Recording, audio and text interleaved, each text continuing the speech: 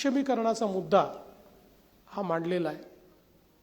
आणि हेही तेवढंच खरं आहे की जगाच्या इतिहासामध्ये आपण जर एखाद्या राष्ट्राचा विकसनशीलतेकडनं विकासाकडे प्रवास बघितला, मग तो अमेरिका असो, युरोप असो, चीन असो, जपान असो, कोरिया असो, प्रत्येक प्रगत राष्ट्र हे विकासाकडे जात असताना त्या राष्ट्राच्या चेतना या ज्यावेळेस समृद्ध झाल्या आणि त्या चेतनांना हे लक्षात आलं की विकासाकडे जायचं असेल तर समाजाचा 50% हिस्सा हा महिला आहेत आणि हा जो 50% हिस्सा आहे हा जोपर्यंत मुख्य धारेमध्ये येणार नाही तोपर्यंत विकसित समाज होऊ शकणार नाही।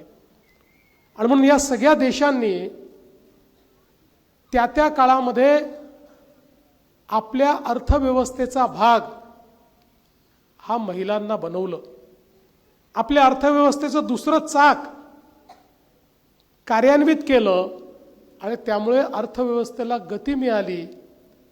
महिलांना मानव संसाधनामध्ये परिवर्तित केलं आणि त्यातनं अर्थव्यवस्था बळकट झाली आणि ती सगळे देश हे वेगाने विकासाकडे गेले। खरं तर आपल्या देशामध्ये जेव्हा आपण संपूर्ण विकसित अवस्थेमध्ये होतो, आपल्याला अनेकांना याची कल्पना आहे की एक काळ असा होता की जगाच्या व्यापारात 35% व्यापार एकटा भारताचा होता। आता isakal.com आहे देशातील नंबर 1 ची मराठी न्यूज वेबसाईट।